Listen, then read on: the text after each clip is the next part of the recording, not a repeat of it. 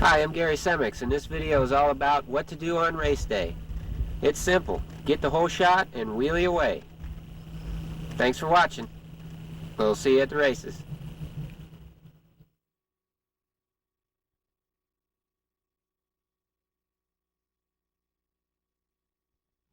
Hey, wait a minute. We better do this again.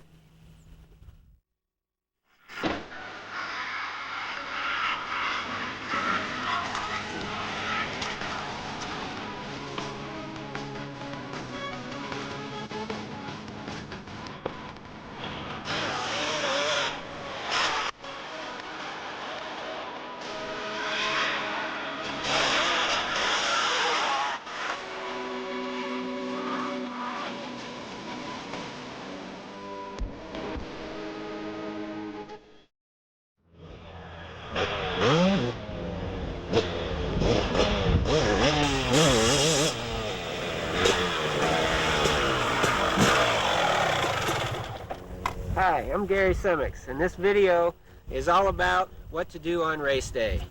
No matter how much you practice and train for the race, it still comes down to how you perform in that race that counts. In other words, you can't store up good things during the week that will automatically carry over and make you do better in the races. Of course, good practice and training habits are necessary in order to be able to do well, but it doesn't guarantee anything. It's only a part of the challenge. The real challenge comes when that gate drops.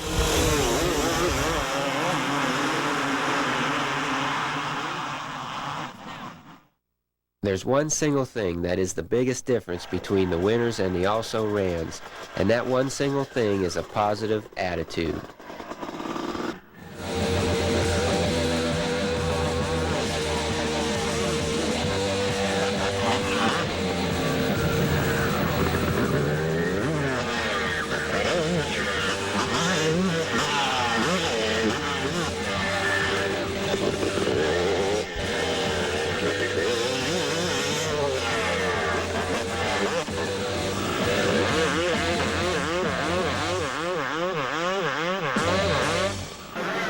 Some riders are better when they practice and some are better when they race.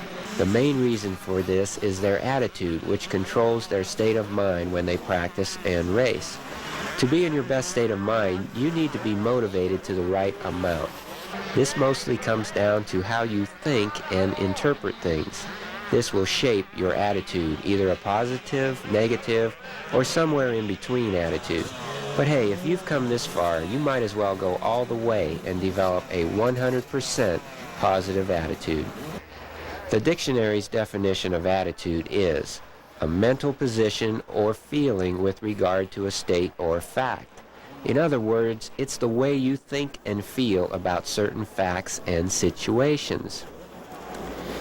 Think about it.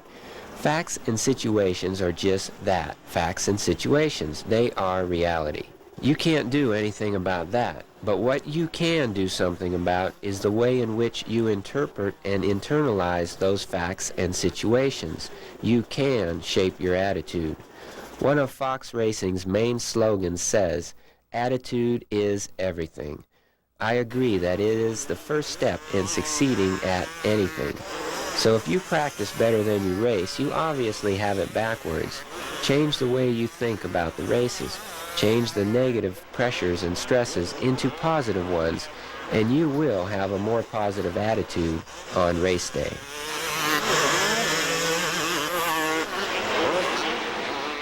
Being a good racer is mostly in your head. Sure, you have to be able to do the job physically, but after that, it's all in your head. Take control over your own thoughts, and after a period of time, you will ingrain an automatic positive attitude that will stay with you throughout race day. In order to keep improving, you must maintain a strong will to do so. This video breaks down and describes how to prepare yourself through race day, how to focus your energies, what habits to develop so you'll be ready to race when that gate drops, and how to keep yourself in the right state of mind so you can do your best. The following subjects will be covered. How the sport is changing. Motocross's ways of following tradition are changing to motocross creating its own traditions. Your attitude on race day. No room here for even a hint of a negative attitude. Getting things ready the day before. Be prepared ahead of time. Sleeping the night before. Waking up on race day. What to eat for breakfast. Your body is just as important to fuel up as your machine. Arriving at the track and getting signed up. The time to begin focusing is here, so don't waste it. Walking the track. Getting to know the stage of competition for the day. Morning practice. It's as important as your first meal, so eat hearty. Between practice and the first moto, reflecting and preparing. On the starting line for your race, don't be taxing, just maxing and relaxing. Focus. During your race, carrying out the plan. Between the first moto and the other motos, more reflecting, learning, and preparing. After the race, how to get the most out of what you just learned and be better next time. And now for our first subject, how the sport is changing. I've been a hardcore motocrosser since 1969, and I've seen massive changes. Along with the changes in the tracks, riding gear, and of course the bikes themselves, there has also been a big change in the attitudes of the riders and fans. In the old days, motocross fell into a category which was more like road racing and auto racing. It was a sport that was following the ways of tradition. Today's competitive motocross has its own unique traditional character. Motocross has finally reached the big time with regular television coverage and high-dollar race teams.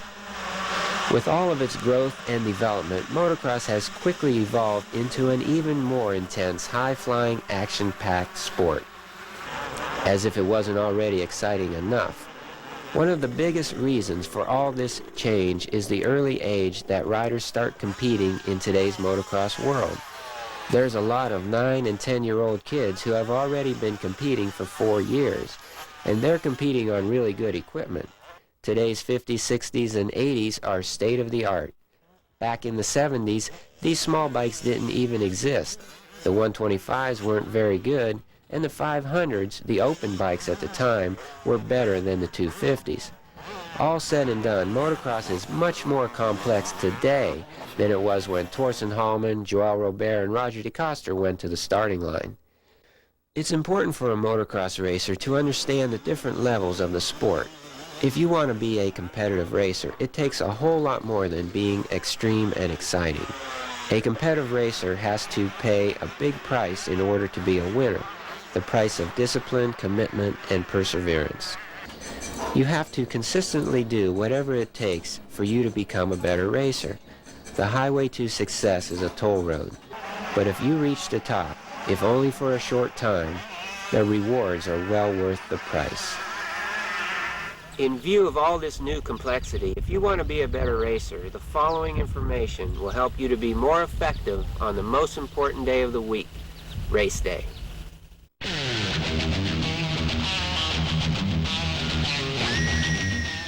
Before the how-to stuff will do you any good, you have to have your head on right. By the time a racer reaches the pro ranks, he understands that competition in motocross is serious business.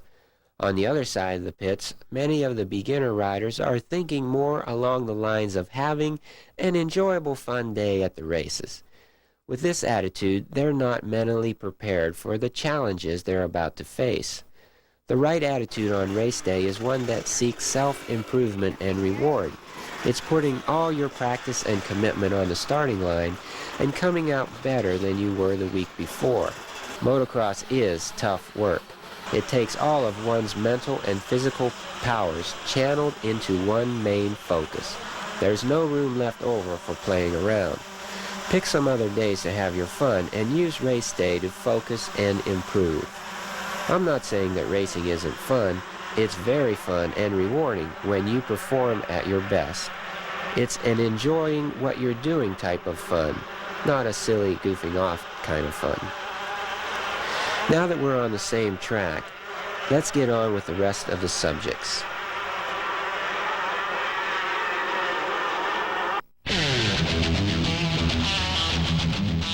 It's best to have your bike ready for the races as early as you can.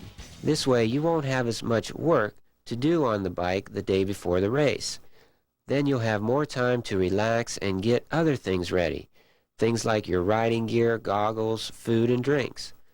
Have all your riding gear clean and neatly packed. Know what you're going to wear in practice and the motos. It's a good idea to have some older gear on hand in case it's muddy. Have all your goggles cleaned, no fogged, and ready to go. If you have enough goggles, prepare some with clear lenses and some with tinted lenses. Have a pair of clear lens goggles fully prepared with tear-offs. You can use this pair in practice. It's best to use clear lenses in practice because you'll be able to see better in the early morning shadows on the track. Another good time saver is to have one more pair of goggles fully prepared with tear-offs for the first moto. Then you can prepare your other goggles for the rest of the motos as you see what the weather conditions are going to be like. If you're using the same goggles over again, make sure you clean and dry them before putting new tear-offs on. Just the slightest water smear between tear-offs and lenses will distort your depth perception. You should have some goggles prepared with roll-offs in case it's raining, muddy, or the promoter decides to water the track right before your moto. If you're going to be leaving for the races early in the morning, have all your body's race fuel, the food and drinks, packed and ready to go the night before. Then when you get up on race morning, you can just throw it all in the cooler and you're ready to go. If you wait until the last minute to get things ready, it will add pressure by making you hurry. You might even forget things.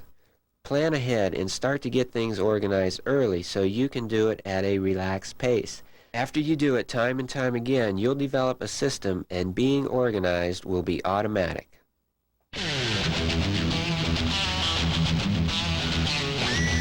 Not only is a good night's sleep important the night before the race, but also 2 nights before the race. Don't be too concerned if you're lying there tossing and turning and you just can't seem to sleep very well. It happens to us all from time to time. It just means that you're a little over-anxious for the race. Try not to think about it and sleep will finally come. Once you get used to it and gain some confidence, you'll sleep just as well as any other night.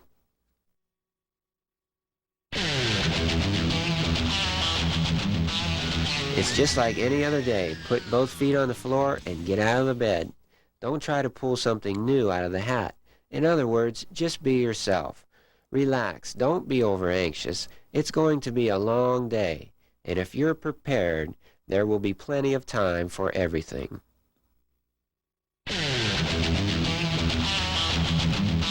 You need to be fueled up good for race day, so you should eat a breakfast that is high in complex carbohydrates. This would be something like one of the following meal samples. Number 1, oatmeal or a good cereal and toast. Optional additions, eggs and a banana. Bananas are one of the fruits that complements complex carbohydrates. Number 2, French toast or pancakes, eggs and banana. Number 3, rice and eggs or potatoes and eggs and toast. Stay away from heavy greasy foods and meat. They take a long time to digest and will slow you down. Also, cut out coffee and foods high in sugar. They'll give you quick energy, but then drop your energy level just as quick when they wear off. Use common sense and make the best choices from what's available.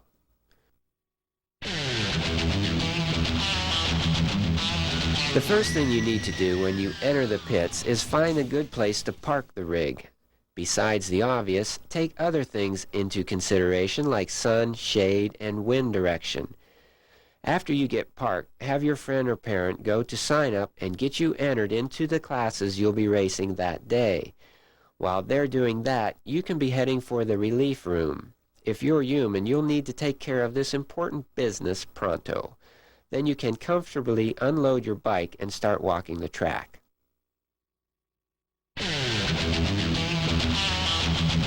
Although this is a good warm-up, it's not just morning exercise. It's getting to know the stage of competition for the day. Be aware of how the stage, the track, is put together, one section into another. Imagine the lines that will develop. Can you find any other special lines that you might be able to make work for you? Where will the best places to pass be? What other things can you notice and make them work toward your advantage? If there's a big double, triple, or any other kind of jump that you're worried about, pay close attention to it. Try to figure out if you can jump it or not. If you figure that there's no way you're going to jump this thing, then don't worry about it anymore. Just single it or whatever. On the other hand, if you think you can jump it, but you're not sure, when you start doing your practice laps, you should be quick about deciding to jump it or not. As soon as possible, find out how many different practice groups there are and which practice group you'll be in. Are there 1 or 2 practice sessions, and will there be a late practice? This information should be posted on the results board and announced over the intercom. At most local races, the practice sessions are very short, on average about 8 minutes. That's not much time to memorize the track, get warmed up, find the best lines, and get comfortable with your fastest pace. And what if you have a mechanical problem? That's why you should walk the track and take advantage of all the practice you can get.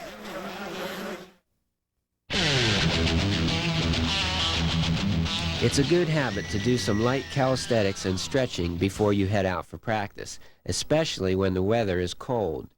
This is not only good for your body, but also your head. Up until now, you've been inactive. Motocross is very active.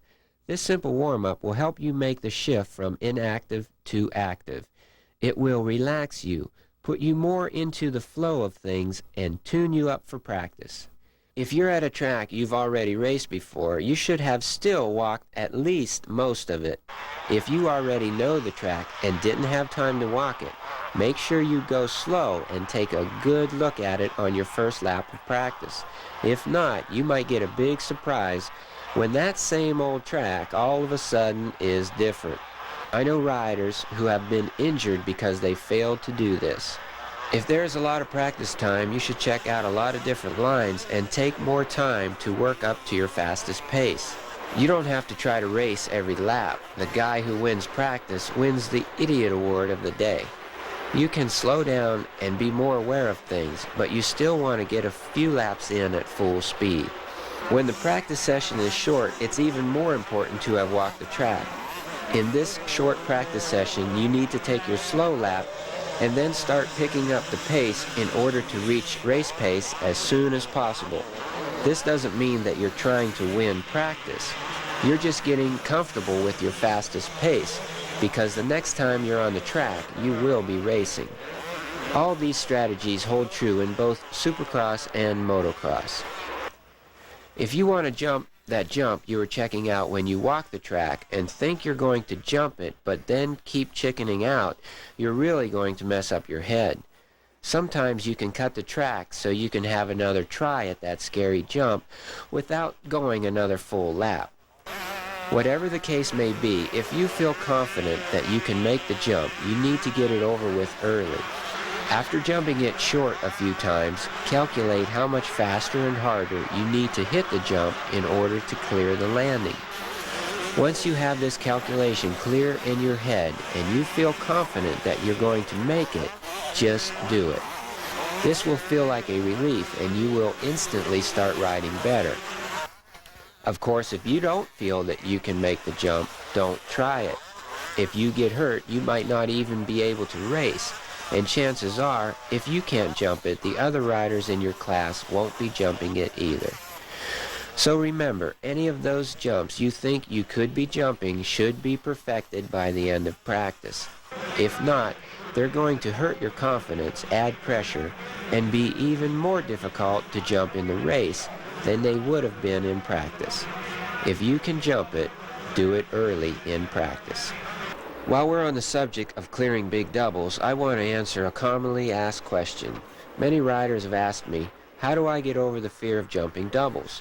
The answer is perfecting your jumping techniques on smaller, more forgiving jumps and working your way up gradually as you gain control and confidence. If there is fear in your mind, there may be good reason for it. You shouldn't try anything you're not ready for. On the other hand, a rider can psych himself out by thinking too much about jumping a certain jump instead of just calculating it out and jumping it. Then he has to overcome the fear in his own head and not just the jump. Many times it's a fine line between jumping something and not jumping something you shouldn't try. This is one thing that pros work at a lot. They make it look easy, but it takes a great deal of practice and experience.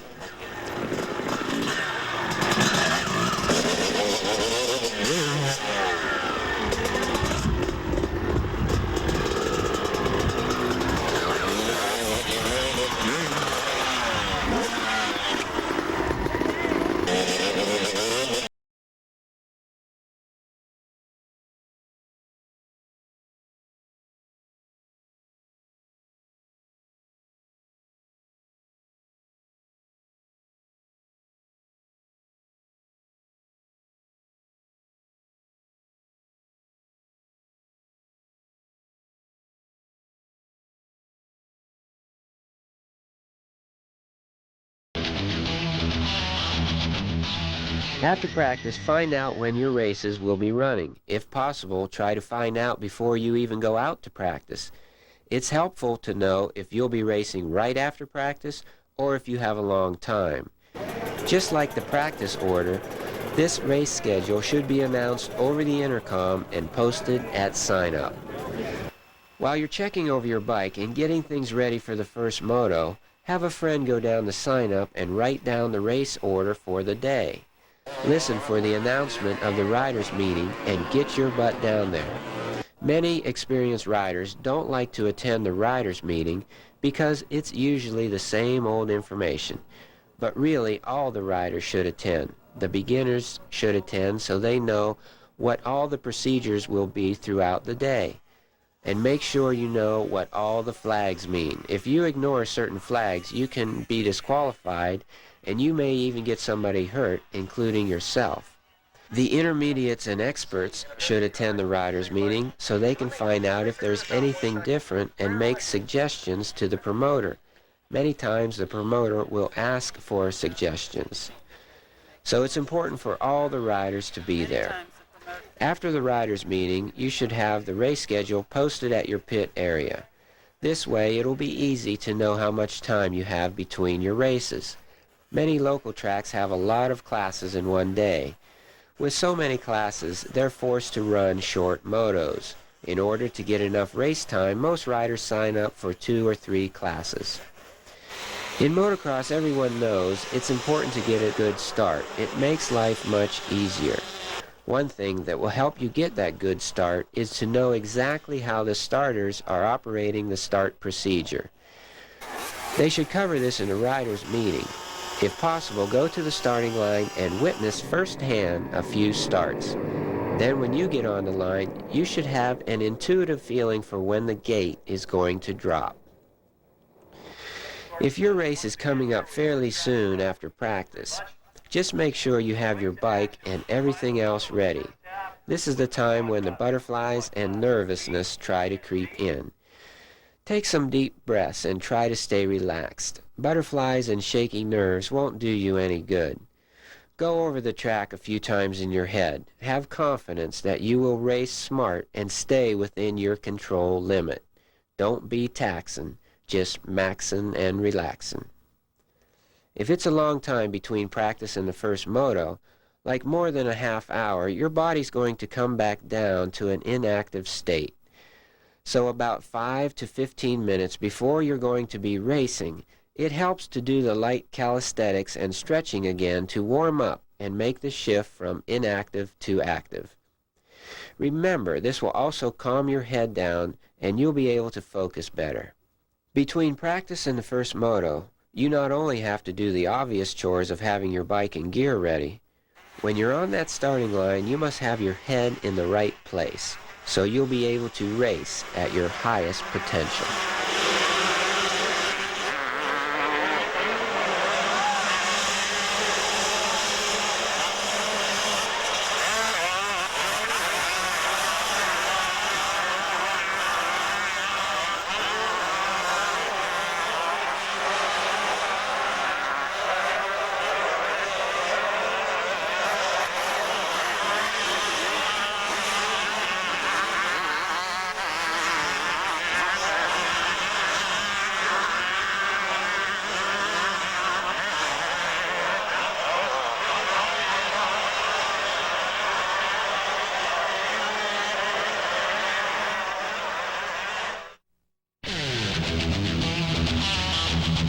It's almost showtime, but before that gate drops, there's still a few more things that you should know about.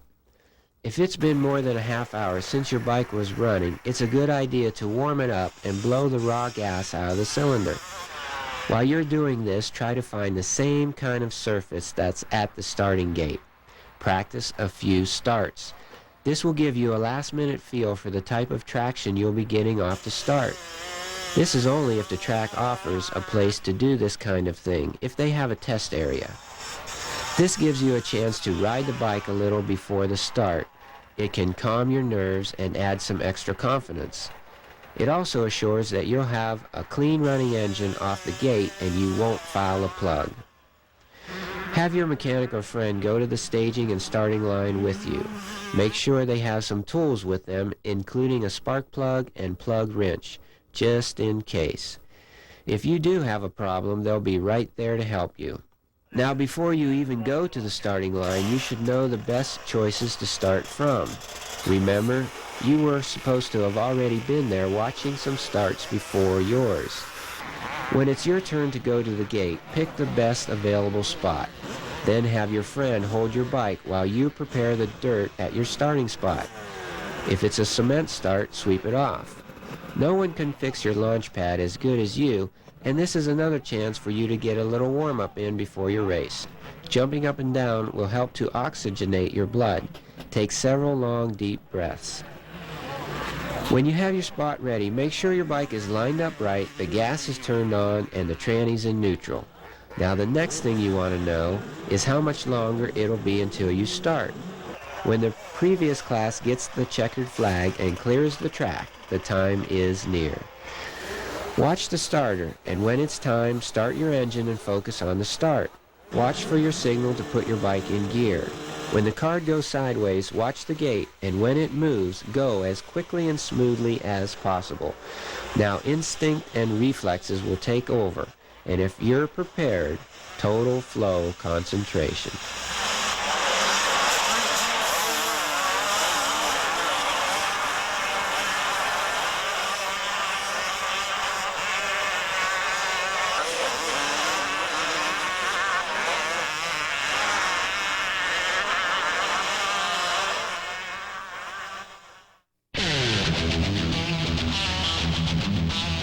Whether the moto is short or long, it's the start and the first 2 or 3 laps that are the most important part of the race. This means that your plan should be to get the best start you can and then go as fast as you possibly can for the first 2 or 3 laps. Don't take any unnecessary chances, but don't hesitate and work up to speed. You have to be at full speed right off the gate. Of course, this full speed has to be within your control limit. If you go over your limit, you're just going to lose time from mistakes and crashing. Put it out there on the edge, but don't go over that edge. In short motos, after 3 laps, there will only be 1 or 2 laps remaining. In longer motos, most of the field will have settled into their pace, and that will pretty much be the finish order.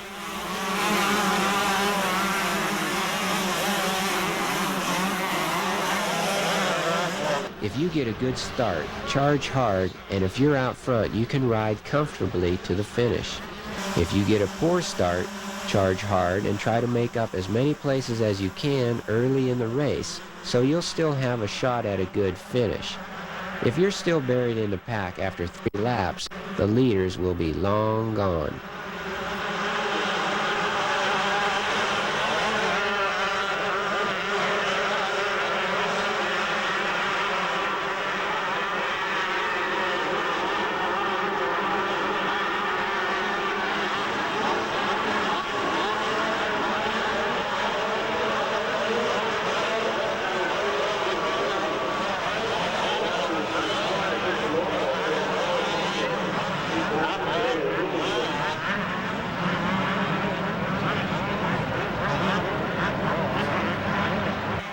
While you're in the race, try to relax your mind as much as possible and find that total flow concentration where you are totally focused on racing the track.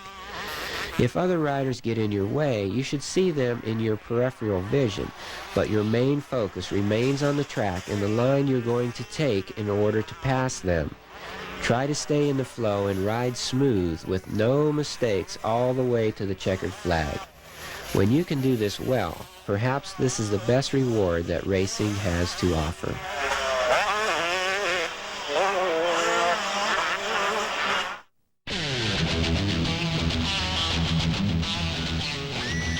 After you take the checkered flag and return to your pit area, check out how much time you have before your next race.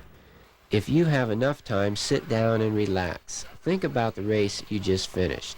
Talk about it with your mechanic and friends. They can see things from a different angle and therefore give you some valuable information. Do you feel that you rode well, or do you feel that you rode poorly? What mistakes did you make?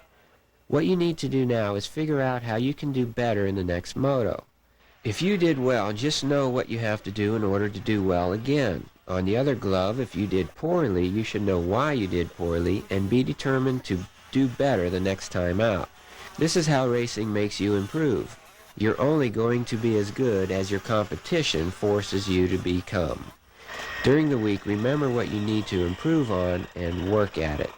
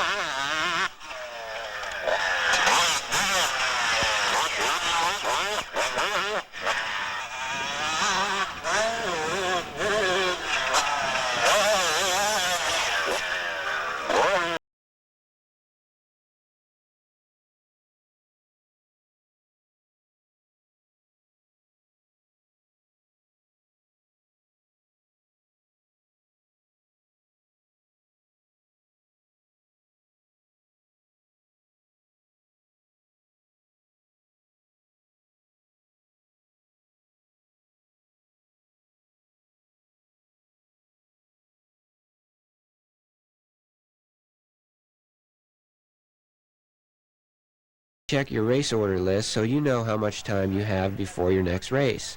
After you have your head in the right place and your race plan figured out for the next moto, get your bike and gear ready. When you have a lot of time, you may want to eat and drink in order to keep your body fueled up. Don't wait until you're really hungry. Eat a small amount whenever you have enough time between motos, and make sure to drink enough to stay hydrated. Many beginners are too nervous and fail to do this. Then by the later motos, they're drained and exhausted. You should also watch some other races and know how the track conditions are changing. Other than that, it's best to stay at your pit area and relax. Rest up and be prepared for your next race. Don't waste energy going around visiting people or doing any unnecessary activity. Remember why you're there: to focus, challenge yourself, improve, and to race. When the time is right, start getting ready for the next moto. Follow the procedure you did in the first moto and be determined to do your best. With this attitude and procedure, you will always be ready, and you will consistently improve.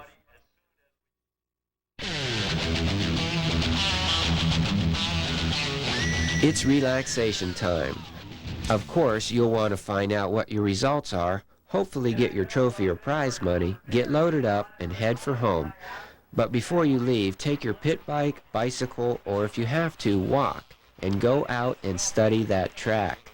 Look at all the lines. Remember the lines that you were taking and try to find better ones. Every time you do this, you will always find things that you didn't see when you were racing. This will help you gain experience and enable you to read tracks faster and better in the future. That evening, when you're relaxing, is a good time to reflect on the race. Close your eyes and visualize the race in your mind. While you're realizing what you were doing on the track, imagine and see yourself doing it better, the way you really want to ride. This will lay the groundwork in your subconscious mind so it will know and automatically work with you to achieve your desired results. This technique is so powerful that many times a rider will fall asleep, dream that he is still in the race, and jerk himself awake with a sudden movement from his dream, like saving a crash or grabbing another upshift. Oh yeah, it happens. I've seen everything from people waking up smiling to dinner trays knocked over on airplanes. The day after the race is still relaxation time. Just clean up your bike and gear and take it easy. On Tuesday, Wednesday, Thursday, and Friday, you should get as much training and practice in as possible without overdoing it. How do you know when you're overdoing it? When you lose your enthusiasm and just don't feel like riding. If this happens to you, back it off a little and find that balance where you keep improving without burning out. On the rest of Friday and on Saturday, prepare everything for the race again, and before you know it, the most important day of the week will be here again.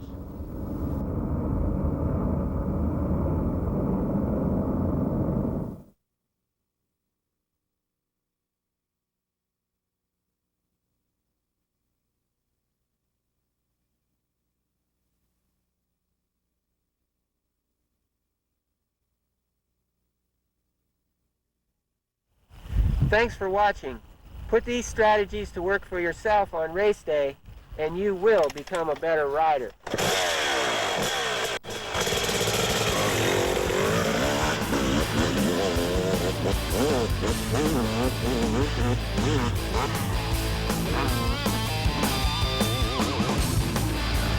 Don't rewind yet, there's still more. Check out the Gary Semics Motocross School's 7 major sponsors and some previews from our other videos coming up next. Maxima Racing Lubricants produces a wide range of all types of oils. With consistently high-quality products, Maxima has built a winning relationship with the top engine tuners in motocross. Here's just one quote from FMF's Donnie Emler. After thousands of hours of testing on the dyno, we have not found an oil in the market that burns cleaner, teardown after teardown, as Caster 927 and Super M. They are the strongest, cleanest burning oils that we've ever used, period. There's one good reason that these top engine tuners use Maxima Racing Lubricants, because they're the best available. Stick with the Maxima line and don't worry about it. Just ride and have fun. For more information, see your local motorcycle dealer or call Maxima Racing Lubricants at 619-449-5000. There's a lot of good reasons all the pros use skid plates and frame guards on their motorcycles. The main reasons are better performance, protection, and comfort. Works Connection is the leader in top quality skid plates and frame guards. They have an awesome fit and style, and they are strong. Protect the bottom and frame sides of your motorcycle and your ankles. And the next time you case a big jump, a Works Connection skid plate could be the only thing between saving it and taking a soil sample.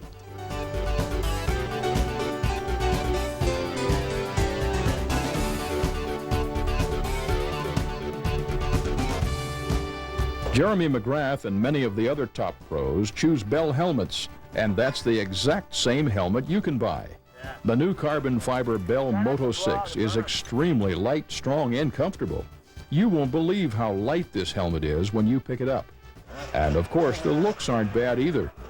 See your local dealer and try a Bell Moto 6 out for yourself. You'll see why Jeremy McGrath uses Bell helmets. The Boyson Rad valve increases the density of the charge and flow velocity, enhancing positive directional flow to the intake ports. This results in strong, immediate throttle response, quicker acceleration, and increased horsepower throughout the power band. Bolt it on and take off. There are no adapters, no inserts, no manifold modifications necessary. The Boyson Rad valve is not the only thing that Boyson carries. They also have the Boyson Power Reeds, the factory cover, the Super Bowl, and the whole line of twin air filters and all the cleaning and oiling accessories. Call Boyson at their Pennsylvania headquarters. Phone lines are open weekdays from 7:30 a.m. to 7 p.m. Eastern Standard Time. Seat racing started the evolution of seats way back in the 70s, and that experience shows in the style and quality of their seats today. Seat racing also makes graphics and seat foam. Get the seat height that you need to fit your size and riding style. For comfort, durability, and great looks, see your local dealer or call Seat Racing at 619-599-0111. If you want something more than the bone stock off the showroom floor motorcycle, then FMF Racing is the place to go for all of your pipes, silencers, motor modifications, and suspension needs. They are one of the biggest and most experienced aftermarket companies in the business. Send your suspension, cylinder, and head to FMF along with your weight and skill level, and you'll get the best setup for your riding and racing needs. Just the pipe alone makes a big difference. When stock isn't good enough, contact FMF at 310-539-6884. CTI knee braces are manufactured in Southern California by Innovation Sports. Handcrafted to its owner's measurements, CTI sets the standard in custom bracing. A carbon fiber weave is blended with advanced epoxy resins to produce an ultra-light, sleek, rigid frame for stabilizing control. CTI custom knee braces support more top 100 riders than any brand of motocross equipment. CTI is the choice of 80 of the AMA's top 100 riders, including Jeremy McGrath, Jeff Emig, and Steve Lampson. They choose CTI because it helps to support the body's natural suspension system. And they know that nothing can stop them in their tracks faster than a serious knee injury. While no brace can guarantee you won't be injured, bracing may help to reduce the likelihood and severity of an injury. Since 80 of the AMA's top 100 riders use CTI knee braces, don't you think you'd better give them a call? Contact Innovation Sports at 1-800-222-4284 or fax them at 1-800-453-4567. Gary Semics Motocross Schools and Videos, the schools that train from the top pros to hundreds of amateurs every year. Dirt Bike Magazine has said that Gary Semics Motocross Schools and instructional videos are among the most highly respected in the industry. Gary is still active in motocross and stays current with all the new techniques and fundamentals by working closely with Jeremy McGrath, Ezra Lusk, Stefan Roncada, John Dowd, and other top pro racers. The technique videos show you how you can be a better rider by using stop action, slow motion, and graphics, so you can see exactly what's happening as Gary explains it. Many of the top motocross stars, as well as beginners and amateurs, plus Gary himself, are in these videos. They are fun and entertaining to watch, but more importantly, you will become a better rider. Now here's a preview of what's in Gary's videos.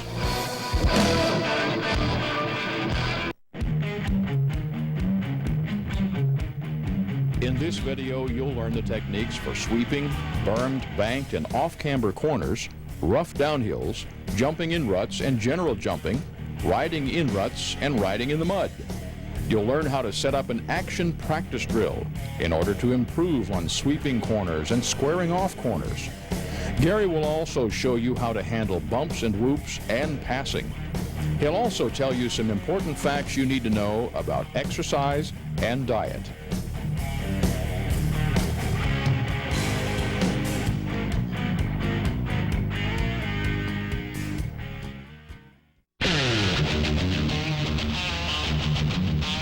Video 2 shows you the two most important fundamentals of riding and shows you several ways to practice them.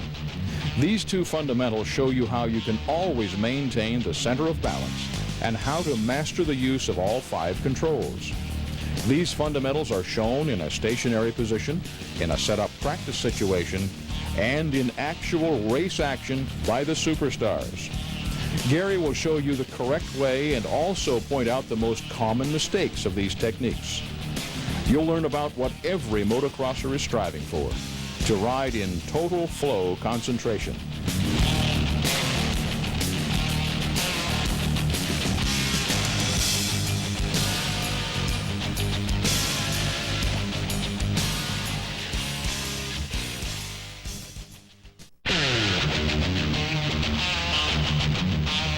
This is a fun video. You'll learn all the important techniques of riding Supercross, plus be entertained at the same time. You'll see major air and cross-ups from some of the best racers in the business. This video will show you how to practice and master all aspects of jumping and whoops. Learn the same techniques that Jeremy McGrath and the other top pros use, and of course, you'll learn about the techniques for getting it sideways in the air.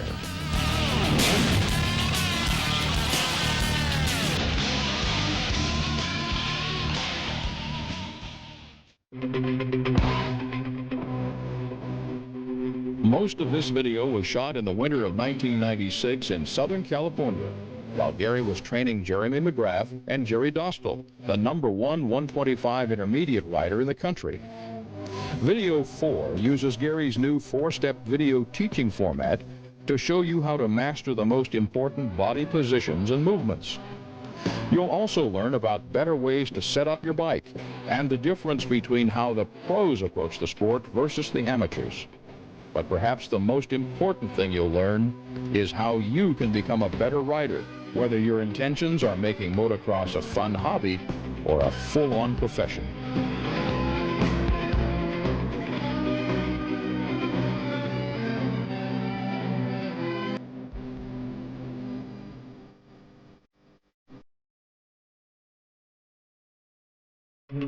Gary Semics has developed a forearm training workout that trains the muscles in the same way that they're used when you ride. In this video, Gary shares these training methods and strategies for racing with strength and endurance in your arms, not lactic acid pump.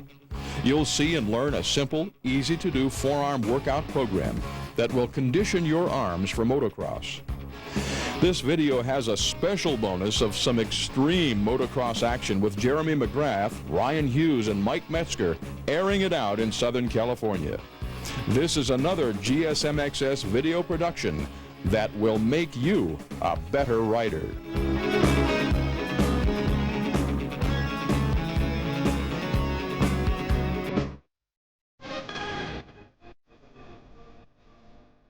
This is a 95-minute video journey that begins with the dawn of the first motorized bicycle and takes you through time to Jeremy McGrath's practice track.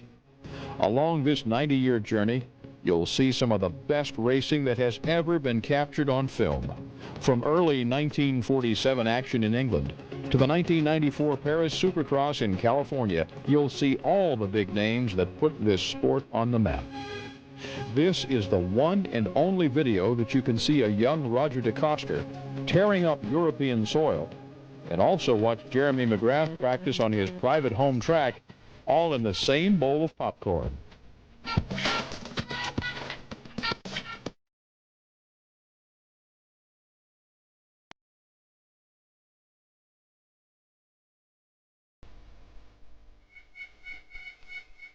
To order, call this number toll-free 24 hours a day, or check out the Gary Semics website at www.gsmxs.com.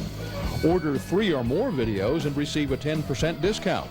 And be sure to include $4 for shipping and handling. Visa and MasterCard are accepted. Gary Semics Motocross also carries most of the popular motocross extreme videos. Just ask for a free brochure or check them out on our website. As of 1994, the Gary Semics Motocross School has been franchising instructors around the country. Currently, there are 5 franchised instructors nationwide.